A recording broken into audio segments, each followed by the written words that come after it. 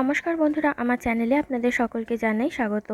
Chicken popcorn কেএফসিতে আমরা সকলেই খেয়েছি, কিন্তু এই চিকেন পপকর্ন বাড়িতেই কিভাবে বানাবেন সেটাই আজকে দেখাবো। তাহলে চলুন দেখে নেওয়া যাক চিকেন পপকর্ন বানানোর পদ্ধতিটি। চিকেন পপকর্ন বানানোর জন্য লাগবে বোনলেস চিকেন। এখানে 700 গ্রাম বোনলেস চিকেন নিয়েছি, আর চিকেনের পিসগুলোকে ঠিক এরকম ছোট করে কেটে নিয়েছি। এবার চিকেনটা ম্যারিনেট করার জন্য দিচ্ছি এখানে পরিমাণ মতো লবণ, দিচ্ছি 1 চামচ আদা ও রসুন বাটা, হাফ চা চামচ দিচ্ছি লঙ্কার গুঁড়ো, 1 চা চামচ দিচ্ছি কাশ্মীরি লঙ্কার গুঁড়ো, 2 চামচ দেবো সয়া সস আর ভিনিগার।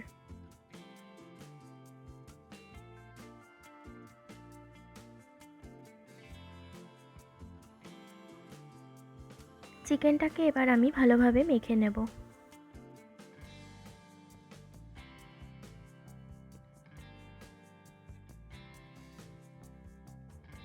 চিকেনটা ভালোভাবে মেখে নিয়েছি। এবার একটা বাটিতে দিচ্ছি 5 চামচ ময়দা আর 1 চামচ দেব কর্নফ্লাওয়ার।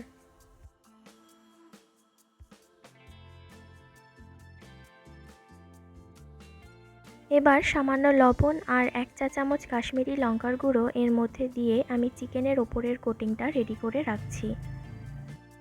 ম্যারিনেট করে রাখা চিকেনটা এবার ময়দা আর কর্নফ্লাওয়ারের মিশ্রণের মধ্যে দিয়ে ভালোভাবে কোটিং করে নিচ্ছি।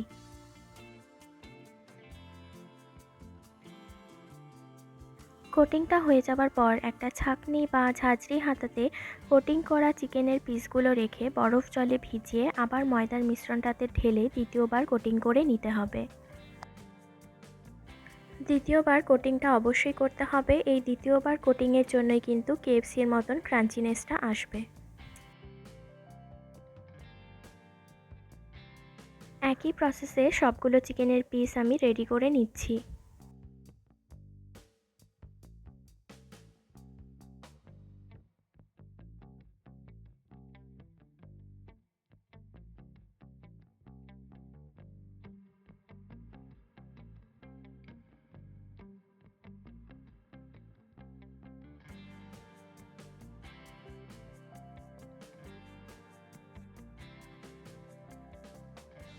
চিকেনের পিসগুলোকে কোটিং করা হয়ে গেছে। এবার ভালোভাবে তেলটা গরম করে নিয়ে গ্যাসের আঁচ মিডিয়াম টু হাইতে রেখে পিসগুলোকে গোল্ডেন করে ফ্রাই করে নেব।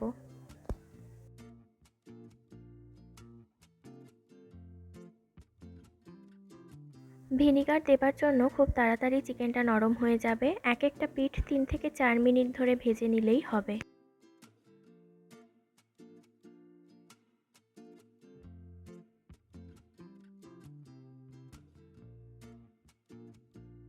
চিকেন পপকর্নগুলো আমার তৈরি হয়ে গেছে। এবার এগুলোকে নামিয়ে আমি মেয়োনিজ বা টমেটো কেচাপের সাথে পরিবেশন করব। আমার আজকের রেসিপিটি আপনাদের কেমন লাগলো কমেন্ট করে জানাবেন। ভালো লাগলে লাইক ও শেয়ার করতে ভুলবেন না। আপনারা আর কী ধরনের রান্না দেখতে চান কমেন্টের মাধ্যমে আমাকে জানাতে পারেন। রেসিপিগুলো ভালো লাগলে আমার চ্যানেলটি সাবস্ক্রাইব করার অনুরোধ রইল। ধন্যবাদ।